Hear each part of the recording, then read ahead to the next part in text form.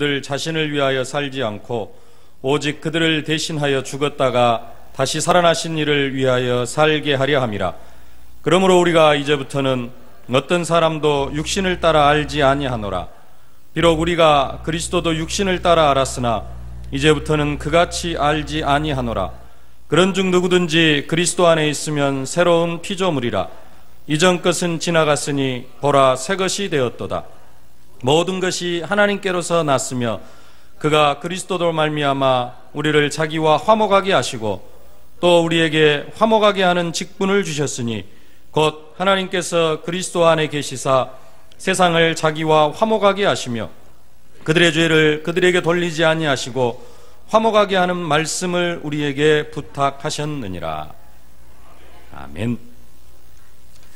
하나님은 인간을 하나님의 형상대로 창조하시고 인간을 축복하시면서 이 세상을 정복하고 다스리게 하셨습니다. 하나님은 아담이 자기 뜻과 자기 의지를 따라서 자기 마음대로 세상을 다스리게 하신 것이 아니라 하나님의 뜻에 따라 이 세상을 다스리게 하셨습니다. 그러나 죄로 인해서 재앙 가운데 빠진 우리 인간은 이제는 자기 자신조차도 하나님의 뜻대로 다스릴 수 없는 그러한 죄인이 되고 말았습니다. 인간에게 있어서 최고의 재앙은 뭐냐? 다른 게 아니라 하나님의 말씀대로 살지 않고 하나님의 말씀을 떠나서 자기의 육신적인 의지를 따라 살아가는 것, 그게 인간에게 있어서 최고의 재앙입니다.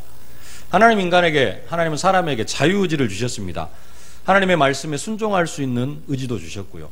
또 하나님의 말씀에 불순종하고 하나님의 말씀을 거역할 수 있는 그러한 의지도 하나님께서 허락해 주셨습니다. 그래서 우리는 말씀을 따라갈 수도 있고 또 말씀을 거역할 수도 있습니다. 근데 아담은 사단에게 유혹을 받았을 때 하나님의 말씀을 따라서 하나님의 말씀에 순종하는 것을 저버리고 그때 자기의 육신의 생각이 들어가서 보암직도 하고 먹음직도 하고 탐스럽게 보여가지고 그 선악을 알게 하는 나무의 실과를 따먹고 하나님을 떠나서 저주와 재앙의 길로 들어선 것입니다. 사람이 사단의 말을 듣고 하나님의 말씀에 순종할 의지를 택한 것이 아니라 하나님의 말씀을 거역하는 의지를 따라갔는데 이것이 아담이 에덴 동산에서 추방당한 이유고요. 인간에게 저주와 재앙이 찾아온 이유입니다. 하나님의 말씀이 삶의 기준이 되어져야 되는데 하나님의 말씀이 삶의 기준이 아니라 뱀이 와서 유혹할 때 자기의 자신의 생각이 들어간 것입니다.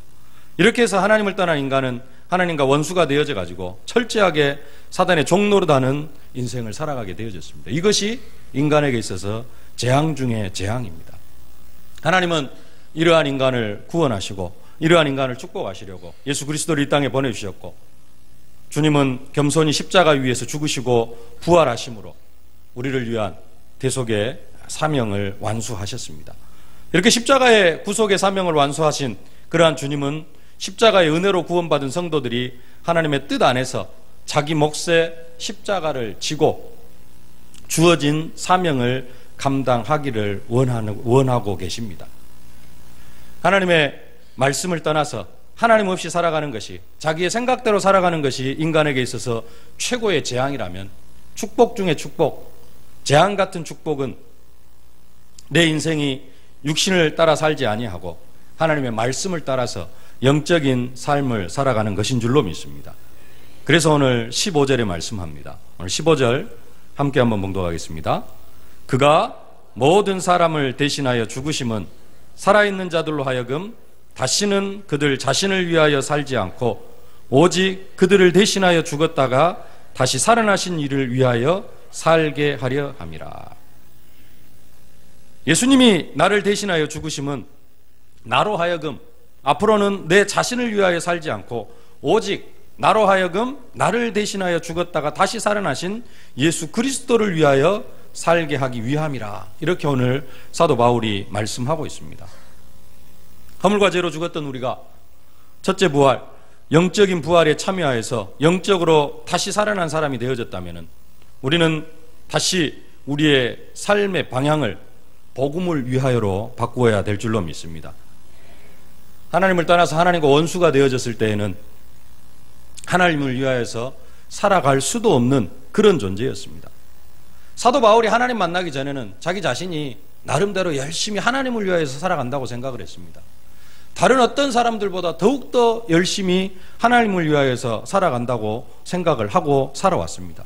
근데 그게 결국은 하나님을 거역하는 일이었고 예수님을 핍박하는 일이었습니다. 복음을 받고 나니까 그게 깨달아졌어요. 아, 내가 과거에 정말로 하나님을 위하여서 열심히 살아간다고 살아갔는데 그게 하나님을 위하여서 한 것이 아니라 하나님을 거역하는 것이었고 예수님을 핍박하는 것이었구나. 이것을 깨닫고 사도 바울은 이제 그렇게 살아가는 것이 아니라 그것은 과거에 자기 육신을 위하여 살아간 것이었지 나름대로 하나님을 위하여 살아간 것이라고 하기는 했지만은 그게 하나님을 위한 것이 아니라 철저하게 하나님과 원수되어졌고 내 육신을 위한 것이었구나. 이것을 깨닫고는 이제는 철저하게 자기 자신을 대신하여 죽었다가 다시 살아나시는 일을 위하여 살아가기로 작정을 한 것입니다. 바울은 예수 믿기 전에 하는 일이 예수 믿는 사람 잡아 가두고 죽이는 일에 앞장서는 증인이었기 때문에 이제는 그 사도 바울이 이방인의 또 사도로 부름을 받았기 때문에 사도의 사명을 철저하게 감당하면서 오직 자기를 위하여서 다시 살아나신 이를 위하여 살기를 원한다, 그렇게 말씀하고 있습니다.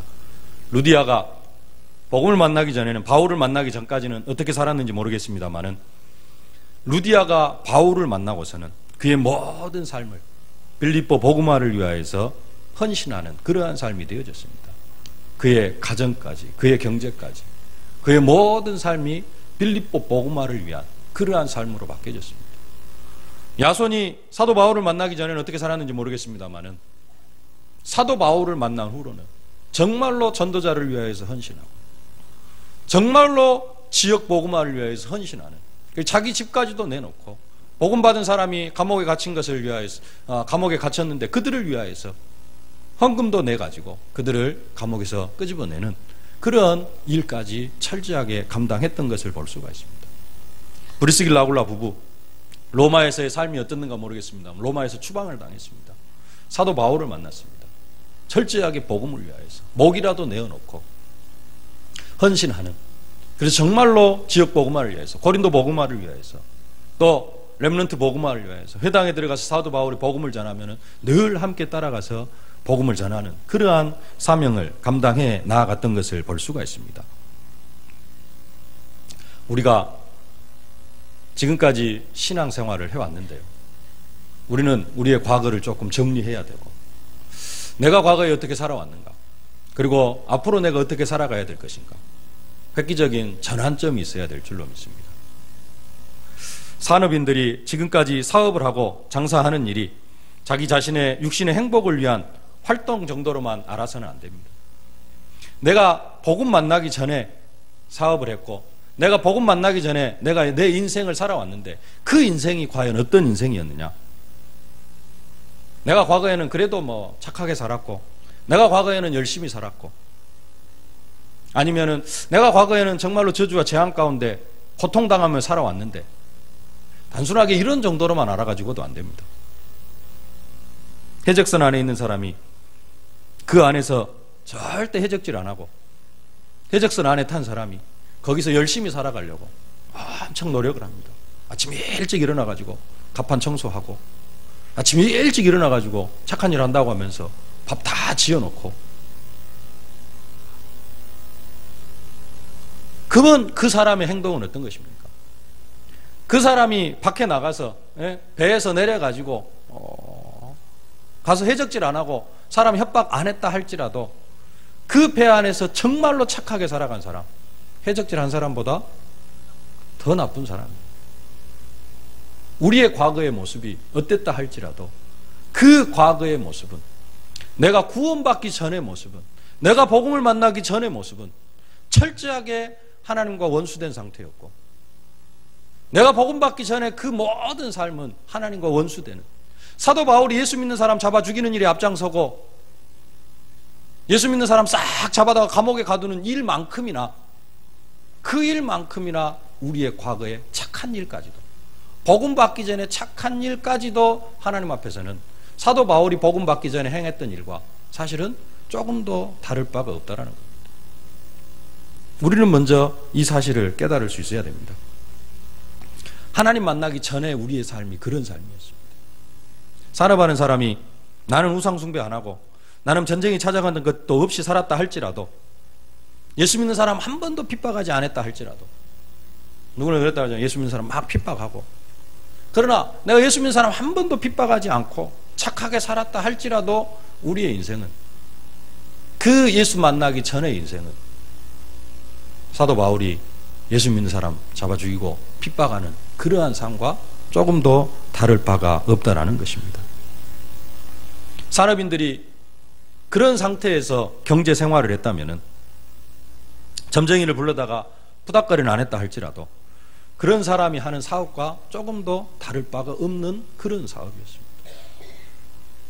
내가 자녀를 키우는데 점쟁이 찾아가서 빌지 않고 막 그렇게 하지 않았다 할지라도 그런 사람들과 조금도 다를 바가 없는, 예수 만나기 전에 우리의 삶은 그런 삶이었다라는 것을 우리는 우리 자신을 좀 새롭게 진단을 해야 됩니다.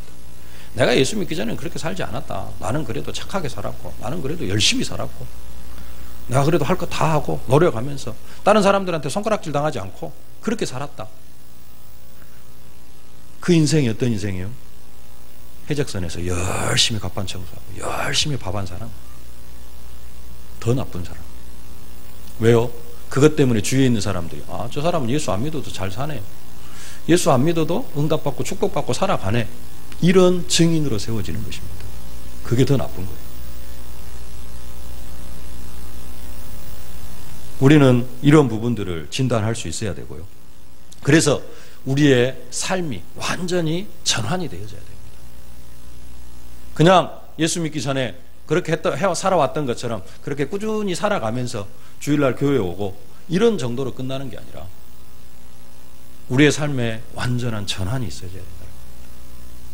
이미 전환이 되어지신 분들도 계시겠습니다만은, 그렇지 않고 그냥 신앙생활 5년 10년을 하고 쭉 하는데 예수 믿기 전과 예수 믿은 후가 별로 이렇게 차이가 없다면은 우리는 새로운 인생의 전환점이 되어져야 될 줄로 믿습니다.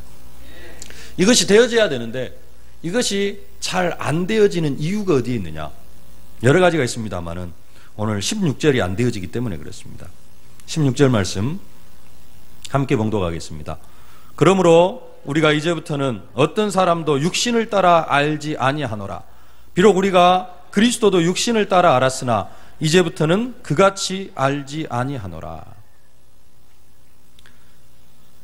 사도 바울이 예수님이 말씀하신 것처럼 이방인들에게 복음을 전하려고 하니까 먼저 바뀌어야 될 것들이 몇 가지 있었습니다.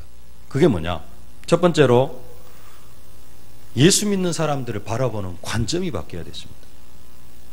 이게 바뀌지 않고는 절대로 이방인들에게 복음을 전할 수가 없어요. 지금까지 사도 바울이 예수 믿는 사람들을 바라보는 관점이 뭐였느냐?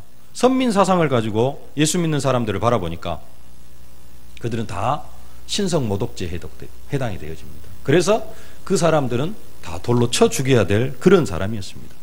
제10계명의 3계명 여호와의 이름을 망령되이 일컫지 말라. 여호와의 이름을 망령되게 부르는 자를 죄 없다 하지 아니하리라. 근데 예수 믿는 사람들은 하나님의 아들, 예수님이 하나님의 아들이라 이렇게 믿고 그것을 선동하면서 다니거든요. 정말로 돌로 다 때려 죽여야 될 그런 사람들이었습니다. 사도 바울은 예수님 만나기 전까지는 유일신을 믿는데 갑자기 인간 예수가 나타나서 하나님의 아들이라고 외치니까, 그리고 다시 부활하셔가지고 승천했다고 하니까 이 사람들 다 죽여야 될 그런 사람들로 여겨져 있던 것입니다. 근데 이 사람들을 다시 복음 안에서 보니까 어떻게 보입니까? 오늘 17절에 말씀합니다. 그런즉 누구든지 그리스도 안에 있으면 새로운 피조물이라. 이전 것은 지나갔으니 보라 새 것이 되었도다. 성도에 대한 관점이 완전히 바뀐 것입니다. 육신으로 볼 때는, 과거의 유대교 사상으로 볼 때는 다 죽여야 되는데 복음의 눈으로 보니까 모두가 다 하나님의 새로운 피조물로 보여진 것입니다. 빌립보 4장 21절에 이렇게 말씀합니다. 그리스도 예수 안에 있는 성도에게 각각 문안하라. 나와 함께 있는 형제들이 너희에게 문안하고. 지금까지는 때려 죽여야 될 사람이었는데 이제는 자기 친형제보다도 더 가까운 형제로 예수 믿는 사람들을 그렇게 소개하고 있는 것을 볼 수가 있습니다. 함께 사랑을 나누고 함께 도와주면서 살아가야 될 형제로 바뀌어진 것입니다. 두 번째로 바뀐 게 있는데 이방인을 보는 관점도 바뀐 것입니다. 이방인을 육신의 눈으로 보는 것이 아니라 육신을 따라 알기로 하지 않고 뭘로요? 복음의 눈으로 바라보기로 한 것입니다. 사도 바울에게 있어서 예수 믿기 전에 이방인들은 절대 구원받을 수 없는, 철저하게 망해야 될, 저주받고 재앙을 받아야 될 개, 돼지 같은 그러한 존재들이었습니다. 지금까지 이방인들은 구원받은 것은 물론이고 구원은 절대 받을 수 없고, 유대인들에게 있어서 이방인들은 같이 밥도 먹을 수 없는. 그래서 베드로가 백부장 집에 들어가가지고 밥 먹고 세례 베풀고 왔다 하니까 왜 네가 지금 이방인 집에 들어가가지고 밥을 먹었느냐, 이것 가지고 온 교회가 들고 일어난 거예요. 그게 유대교의 사상. 사도 바울도 지금까지 이방인을 바라보는 관점이 그러했습니다. 그런데 하나님이 사도 바울을 이방인의 사도로 부르셨습니다. 그래서 오늘 고백하는 것입니다. 어떤 사람도 육신을 따라 알지 아니하노라. 사람을 지금까지 알았던 육신대로 알면 사도 바울은 절대로 복음을 전할 수가 없습니다. 이방인들에게 복음을 전할 수 없고요, 예수 믿는 사람들과 함께 할 수도 없습니다. 그래서 육신을 따라 알지 아니하노라 이렇게 고백하는 것입니다. 이방인들은 개돼지 같은 존재가 아니고 함께 밥도 먹어서는 안 되는 그런 존재가 아니라 그들을 위하여서 예수님께서 피 흘려 죽으신, 예수님께서 그들을 구원하시려고 십자가에 피 흘리신 그러한 존재들이었습니다. 너무나 값진 존재들이었고, 자기가 예수께 빚진 자였는데 그 빚을 대신 갚아줄 수 있는 그러한 이방인들로 보여졌던 것입니다. 그리고 세 번째로 사도 바울은 그리스도를 바라보는 관점도 바뀌었습니다. 이제부터는 비록 우리가 그리스도도 육신을 따라 알았으나 이제부터는 그같이 알지 아니하노라. 복음을 알기 전에 사도 바울에게 있어서 예수라는 사람은 그저 이상한 선동자에 불과했습니다. 괜히 왔다가 뭔가 조금 가르침이 있었는데 그 사람들을 다 그 사람을 다 따르고, 그래서 한낱 그 선동자에 불과했습니다. 그러나 그가 복음을 받고 그리스도를 만나고 나서는 단순한 선동자가 아니라 하나님의 본체였다 그렇게 고백을 합니다. 그는 하나님과 본체였고요, 하나님과 동등됨을 취할 것으로 여기지 아니하시고 십자가에 죽기까지 낮아지신 그러한 분이라고 고백을 합니다. 이런 예수님을 하나님이 지극히 높여 모든 이름 위에 뛰어난 힘을 주고 하늘에 있는 자들과 땅에 있는 자가 땅 아래에 있는 모든 자들로 무릎을 예수의 이름에 꿇게 하시고 예수를 그리스도라, 예수 그리스도를 주라 시인하여서 하나님께 영광을 돌리게 할 만큼 정말로 이분이 하나님이시고 하나님이 본체셨다 이렇게 고백이 되어진 겁니다.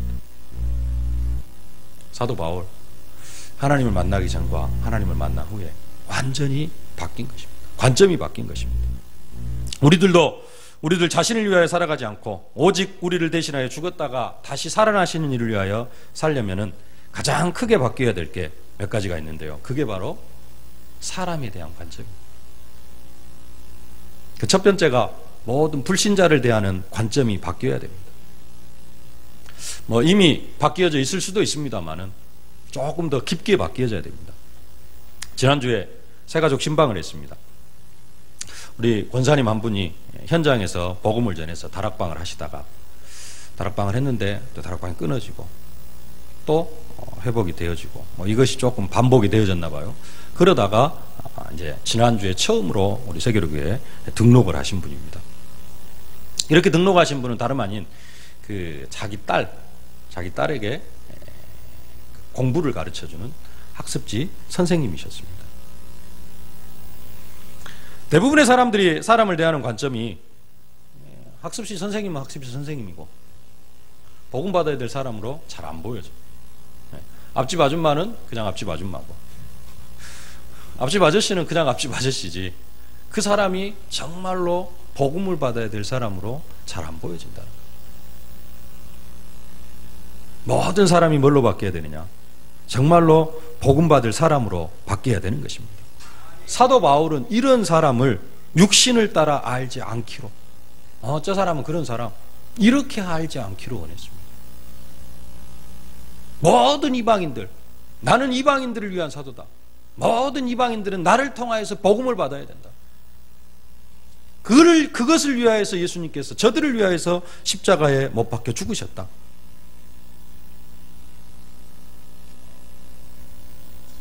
우리가 정확히 알 수는 없지만 직장 동료나 상사, 부하 직원은 그냥 그런 사람들이 아니라 복음을 받아야 될 사람들로 보면 맞을 줄로 믿습니다. 여러분이 만나는 모든 사람들, 여러분 혹시 개모임 하고 있습니까? 개모임에서 가면은 그냥 갯돈 내는 데만 치중하지 마시고요. 네. 거기서 만나는 모든 사람들도 나를 통하여서 복음을 받아야 될 사람이다.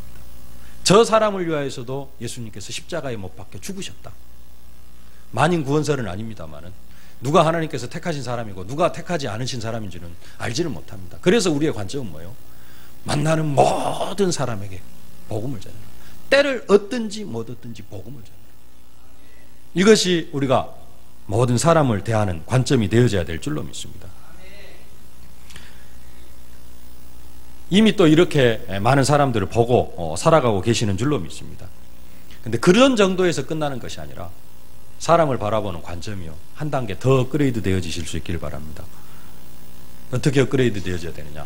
저들은 단순하게 나를 통하여서 복음 받아야 될 사람이 아니라 반드시 복음을 받아야 된다. 그 이유가 있는데 그 이유가 뭐냐?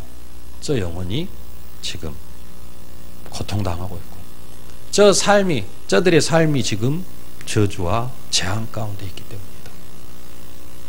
하나님의 말씀이 살아있는 말씀으로 믿어지십니까? 하나님의 말씀은 정확무오한 하나님의 말씀으로 믿어지십니까? 대답이 없으시네요. 이상한 질문에서 그렇습니까? 하나님의 말씀은 분명히 살아있는 하나님, 성경은 살아있는 하나님의 말씀이고 정확무오한 하나님의 말씀입니다. 근데 그 말씀이 이야기를 합니다. 하나님 만나지 못한 사람은 다 저주와 재앙 가운데 있다. 내가 보기에는 저 사람이 나보다 좀 더 달산 것 같고, 내가 보기에는 저 사람이 나보다 좀 더 평안한 것 같고, 그런 것 같지만, 그러나 사실은 볼 수도 있고 못 볼 수도 있지만은 그 사람의 영적 상태는 저주와 재앙 가운데 있습니다. 그 사람들의 가정과 가문은 저주와 재앙 가운데 있습니다. 이것이 영적 사실입니다. 이것을 볼 수 있어야 됩니다.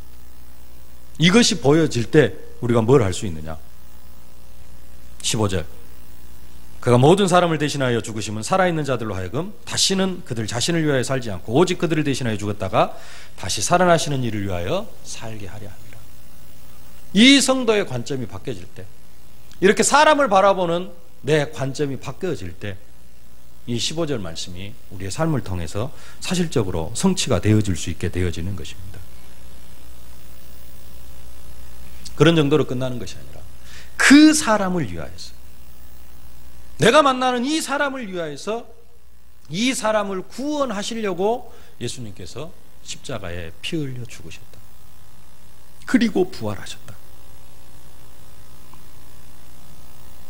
이것을 정말로 하고 있는 사람은 뭐 할 수밖에 없느냐? 정말로 그들을 놓고 날마다 기도할 수밖에 없고요, 내 주위에 있는 모든 사람들을 놓고 기도할 수밖에 없습니다. 나는 하고 있는데요, 하고 있는 사람과 안 하고 있는 사람의 차이는 뭐냐? 형식적으로만 하고 있는 사람 하고 있습니다. 정말로 하고 있는 사람은 뭐 하는 사람이냐? 그 사람들을 다 이렇게 기록해 가지고요, 그들의 영적 상태도 좀 정리하고, 그러면서 이 사람에게 언젠가 어떻게 복음을 전할 것인가, 이러한 계획들이 있는 사람입니다. 사람을 육신을 따라 알지 아니하고 정말로 복음으로 다시 바라보는 그러한 여러분들이 되어지실 수 있기를 바랍니다. 두 번째로 바뀌어야 될 것이 있는데, 뭐가 바뀌어야 되느냐? 나에 대한 관점이 바뀌어야 됩니다. 나 자신을 생각할 때 절대로 육신을 따라서 알아서는 안 됩니다. 우리가 우리 자신을 육신을 따라서 알기 때문에 사명 감당하기도 못하고 항상 제자리에 머물러 있는 것입니다. 육신을 따라서 알면 어떤 사람은 자기가 과거에는 예수 믿기 전에는 엄청 잘 나갔던 사람으로 이렇게 알 수도 있습니다. 하는 일마다 다 잘 되어졌고, 그런데 뭔가 좀 안 되어지는, 예수 믿고 나서 또 안 되어지는, 뭐 이렇게 알 수도 있습니다. 잘못한 것입니다. 또 어떤 사람들은 하는 일마다 내가 예수 믿기 전에 하는 일마다 실패했다. 이렇게 생각할 수도 있습니다. 그래서 지금까지도 지속적으로 뭔가 잘 안 풀리는 그런 사람으로 생각할 수도 있습니다. 그러나 우리가 우리 자신을 육신을 따라 알지 아니하면 어떻게 알아야 되느냐. 아까도 한번 읽었습니다만 17절. 그런즉 누구든지 그리스도 안에 있으면 새로운 피조물이라. 이전 것은 지나갔으니 보라 새 것이 되었도다. 우리는 그리스도 안에서 새로운 피조물이 되었습니다. 하나님이 그리스도 안에서 우리를 새롭게 창조하셨습니다. 저주와 재앙에서 완전히 해방시켜 주시고 운명과 팔자에서도 완전하게 자유를 허락해 주셨습니다. 하늘과 땅의 모든 권세를 가지신 예수 그리스도께서 우리와 성령으로 함께 하십니다. 우리의 발걸음 하나하나를 말씀으로 세밀하게 인도하여 주시고요. 우리가 기도하는 모든 기도에 무엇이든지 원하는 대로 다 응답받을 수밖에 없는 그런 자격이 되어졌습니다. 우리가 가는 곳곳마다 천군 천사가 동원되어지고 흑암의 세력이 결박되어지고 하늘 배경을 가지고 승리할 수밖에 없는 그런 사람이 되어졌습니다. 한 가지 더, 우리가 우리 자신을 육신을 따라 알지 않으면 우리 자신을 어떻게 알아야 되느냐. 성경 조금만 넘겨가지고 한번 찾아보겠습니다. 에베소서 2장 10절입니다. 고린도후서 뒤에 갈라디아서가 있고 그 뒤에 에베소서가 있습니다. 에베소서 2장 10절.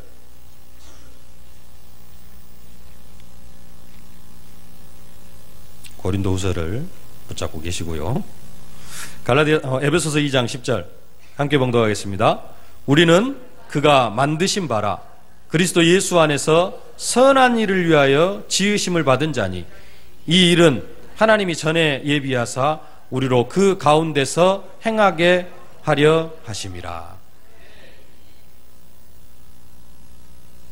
어떤 사람이 그리스도 안에 있는 자신을 정확하게 알 수 있는가 하면은 그리스도를 알지 못했을 때 자기 자신이 어떠했는가를 바로 아는 사람이 복음 안에 있는 자기 자신도 바로 알 수가 있습니다. 아까 말씀드렸듯이 예수를 만나기 전에는 우리가 아무리 착하고 아무리 잘 살고 아무리 법 없이 살았다 할지라도 그때 내 상태는 하나님과 원수된 관계였습니다.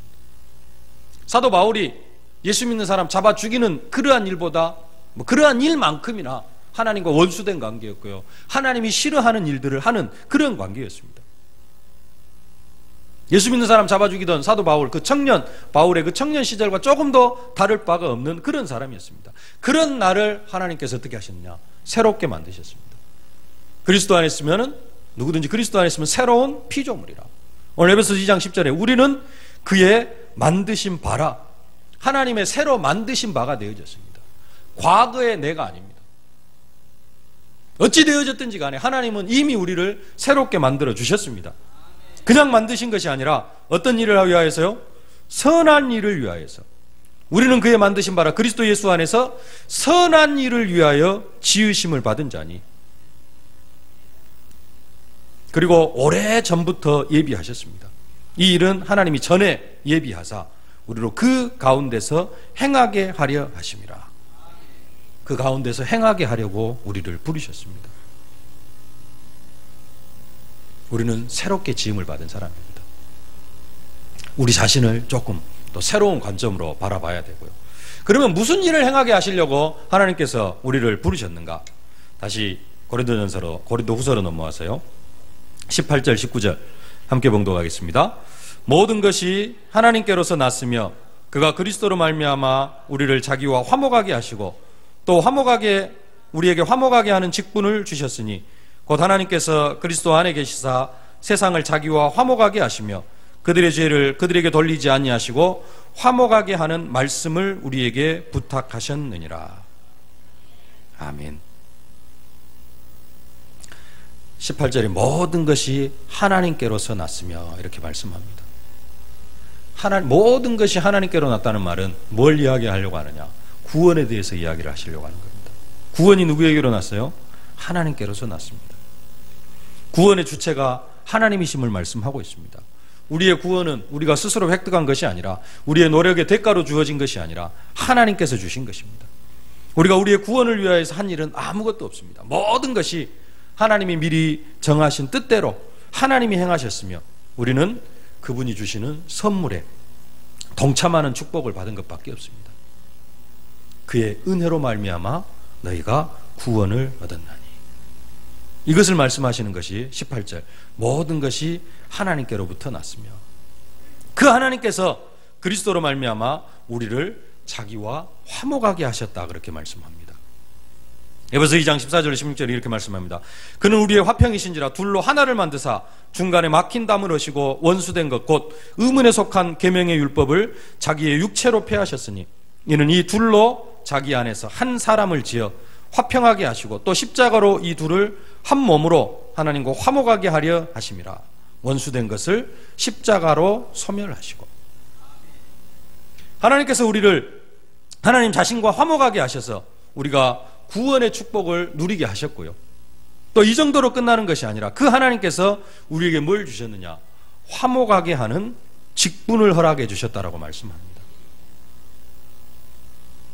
우리에게 화목하게 하는 직분을 주셨으니, 화목하게 하는 직분, 특별한 사람에게만 주시는 것이 아니라 구원받은 모든 사람에게 하나님께서 허락하신 것이 뭐냐? 예수님께서 주신 사명이 뭐냐?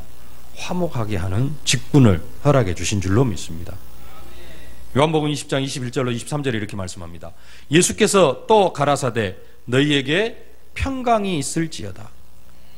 아버지께서 나를 보내신 것 같이 나도 너희를 보내노라.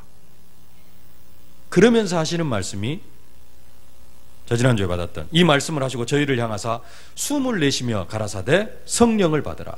너희가 네 죄든지 사하면 사해질 것이요 누구의 죄든지 그대로 두면 그대로 있으리라 하시니라. 성령을 받으라, 숨을 내쉬면서 성령을 받으라 말씀하셨는데 왜 성령을 우리에게 허락해 주셨느냐? 뭐 하게 하시려고? 하나님께서 예수님 자신을 보내신 것 같이 우리를 현장으로 보내기 위하여서 어떤 직책을 감당해 나아갈 수 있도록, 화목하게 하는 이 직분을 감당해 나아갈 수 있도록 하나님, 예수님께서 우리를 보내면서 우리에게 주신 것이 뭐냐? 바로 성령입니다. 우리는 모든 사람이 하나님과 화목할 수 있도록 해야 될 줄로 믿습니다. 이 화목하게 하는 것이 뭐냐? 바로 전도입니다. 화목하게 하는 것이 뭐냐? 생명운동이고 전도운동입니다. 우리는 전도운동, 생명운동을 통하여서 하나님과 원수된 사람들을 하나님과 화목하게 해야 될 줄로 믿습니다. 그런데 그 화목하게 하는 방법까지 오늘 성경이 말씀해 주고 있습니다. 우리가 다른 것으로는 절대로 사람을 하나님과 화목하게 할 수가 없습니다. 그래서 하나님께서 그래서 사도 바울이 오늘 성경을 통하여서 그 화목하게 하는 방법을 가르쳐 주는데 그 화목하게 하는 방법이 뭡니까? 마지막에 19절 마지막에 화목하게 하는 말씀을 우리에게 부탁하셨느니라. 하나님 우리에게 말씀을 주셔서 이 말씀으로 하나님과 하나님 떠난 사람들을 화목하게 하십니다. 사도행전 20장 32절에 이렇게 말씀합니다. 지금 내가 너희를 주화 및 그 은혜의 말씀께 부탁하노니 그 말씀이 너희를 능히 든든히 세우사 거룩하게 하심을 입은 모든 자 가운데 기업이 있게 하시리라. 사도 바울이 에베소 교회 장로들에게 고별 설교를 하면서 그들을 주의 말씀께 부탁한다 하면서 그 말씀이 너희들을 능히 든든히 세워갈 것이라 이렇게 말씀하고 있는데요. 이 말씀이 뭐가 되어지느냐? 하나님과 원수되어진 사람들을 하나님과 화목하게 하는 그러한 중요한 통로 역할을 하는 것입니다. 뭘 통하여서요? 말씀을 통하여서. 우리는 말씀을 가지고 우리에게 맡기신 화목하게 하는 직분을 잘 감당해야 될 줄로 믿습니다. 병이 들었으면서도 병 들었는 줄도 모르고 살아가는 그런 사람들이 있다면 말씀으로 잘 진단을 해줘야 될 것입니다. 다른 병이 아니라 하나님을 떠난 병이 병 중에 최고의 병이라는 사실을 알려줘야 됩니다.